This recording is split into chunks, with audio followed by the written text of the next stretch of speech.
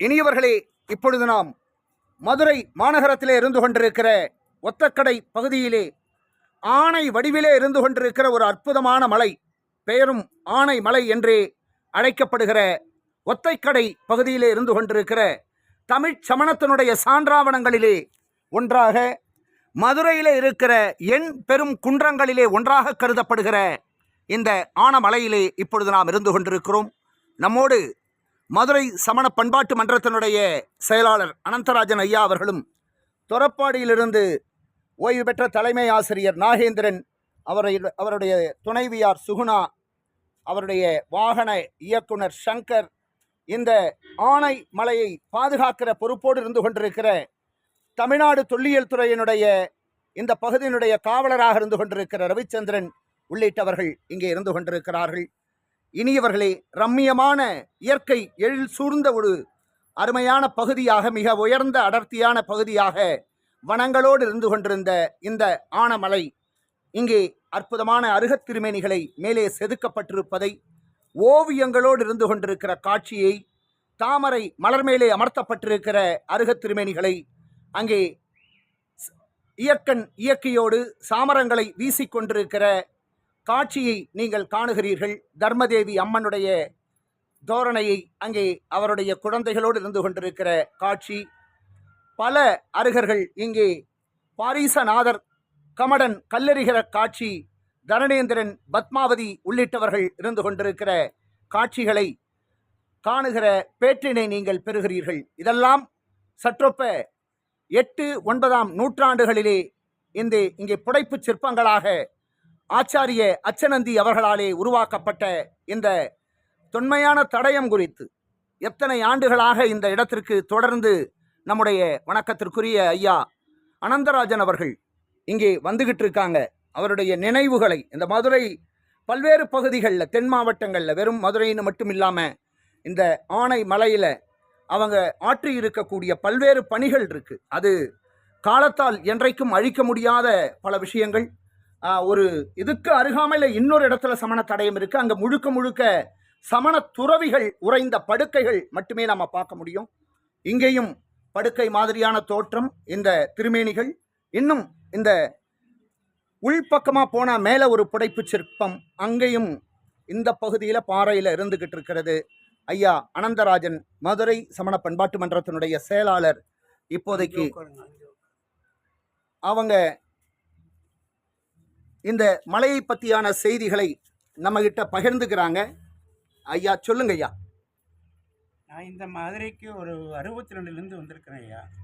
தொழில் ரீதியாக வந்த மதுரைக்கு முதல்ல ஜீவபந்தையை பழக்கம் இருக்கிறதுனால அவர் எப்போ மதுரைக்கு போனாலும் இந்த மலையெல்லாம் சொல்லுவார், அங்கே போய் பார்த்துட்டு வா, அங்கே போய் பார்த்துட்டு வா, திருப்பூர் மதுரையை சுற்றி உள்ள எண்பெரும் குன்றங்கள் இதெல்லாம் பார்த்துட்டு வான்னு சொல்லுவார். அவர் தான் எனக்கு அறிமுகப்படுத்தி வச்சார். மதுரையை சுற்றி உள்ள மலைகளை அறிமுகப்படுத்திருந்தே ஜீவபந்தையா தான். அதுக்கப்புறம் அன்னைக்கு தொடங்கினதாகும். இன்னைக்கு வரைக்கும் தொடர்ந்து மதுரையை சுற்றி உள்ள எல்லா மலையும் நான் பாதுகாத்துக்கிட்டு வரேன்.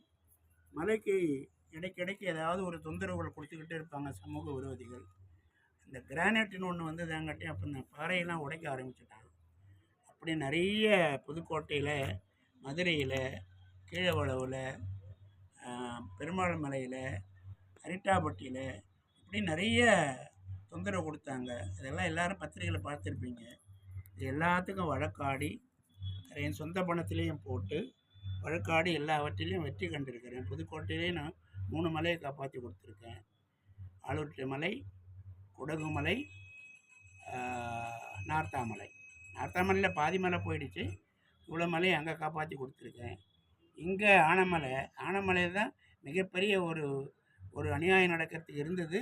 அதை நான் கோர்ட்டு முகாந்திரமாக, ஏன்னா என்னால் முடியல, அது கோர்ட்டு முகாந்திரமாக இடப்பட்டு அது கோர்ட்டே ஜட்ஜ்மெண்ட்டு கொடுத்துருச்சு. 2500 ஆண்டுகள் பழமையான ஒரு இடத்துல புதுசாக எதையும் கொண்டு போய் வைக்கக்கூடாது, அதை ரிமூவ் பண்ணணும்னு சொல்லி கோர்ட்டில் ஆர்டர் போட்டு அதை ரிமூவ் பண்ணிட்டாங்க.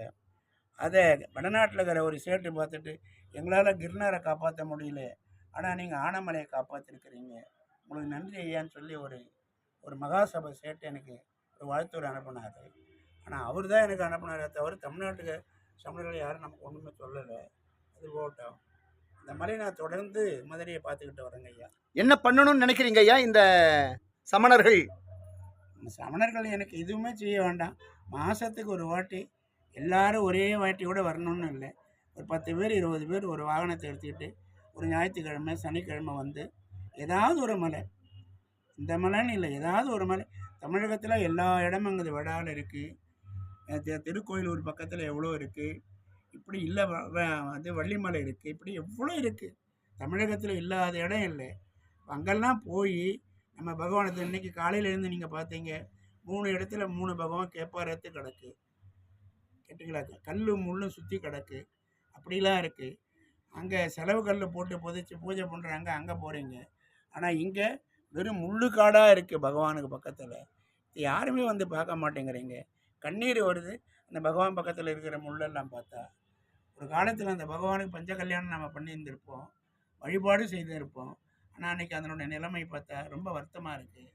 அப்போ இதெல்லாம் நீங்கள் பார்க்குறவங்க கேட்குறவங்க ஒரு மாதத்துக்கு ஒரு வாட்டி, 6 மாதத்துக்கு ஒரு வாட்டி, வருஷத்துக்கு ஒரு வாட்டி இப்படி மதுரை பக்கம் வந்து எல்லா மலையும் பார்வையிட்டிங்கன்னா அதுக்கு ஒரு பாதுகாப்பு வரும். அவ்வளவுதான். நான் என்ன தான் அதிகாரிகளை போட்டு பாதுகாத்தா கூட நமக்கு உரியவங்களை நாம் வந்து பாதுகாத்தா தான். அதான் நம்ம வழக்கறிஞர் கூட சொல்கிறார், உங்கள் மலையை உங்கள் ஆளுங்க வந்து பார்த்தா தான் அது பாதுகாப்பாக இருக்கும், இல்லைன்னா நான் என்னத்தான் பண்ணால் கூட அது பாதுகாப்பு இருக்காது அப்படி சொல்லுவார் அடிக்கடி. உரியவர்களே, நம்ம ஐயா நிறைய விஷயங்கள் சொல்லியிருக்காங்க. அதப்படி வருஷத்துக்கு ஒரு முறையாவது வாங்க, உங்கள் குடும்பத்தோடு வாங்க. குறைஞ்சபட்சம் இங்கே இருக்கக்கூடிய ஒரு எண்பெரும் குன்றங்களை ஒரு வருஷத்தில் வந்தீங்கன்னா 2 நாள் 3 நாள் அந்த இன்னும் கூட ஒரு வார்த்தை சொல்லுங்கய்யா, எல்லா மலையிலையும் அஷ்டோபவாசின்னு கல்வெட்டே இருக்குது. நான் சொல்ல வர்றது சும்மா வாயாலே சொல்லலை, கல்வெட்டிலே அஷ்டோபவாசி அப்படிலாம் இருக்குது. அப்போ 8 நாளைக்கு ஒரு ஆகாரம் எடுத்துக்கிற மகாமுனிகள்லாம் இந்த மலையில் வாழ்ந்துருக்கிறாங்க. அவங்க ஆச்சாரியராக இருந்திருக்கலாம், உபாத்தியாராக இருந்திருக்கலாம், சாதுக்களாக இருந்திருக்கலாம். அதை வச்சு தான் ஜீவபந்தையா சொன்னார், பிறவி பிணி அறுக்கும் பெருமலைகள் நம் பெரும் தவ முனிகள் தவ பள்ளிகள் சொல்லிட்டு சொல்கிறாரு, அறிவு கலை வளர்த்து தவம் புரிந்தார், உயிர் அனைத்தும் இன்புற்று வாழ அறம் உரைத்தார். அப்பேற்பட்ட அறத்தை சொன்னவர்கள் நம்ம முனிகள், நம்ம சாதுக்கள். அது நீங்கள் நல்லா மனசில் வச்சுக்கோங்க. அறம் அறம் அறம். தென்னரங்குண்டில் கூட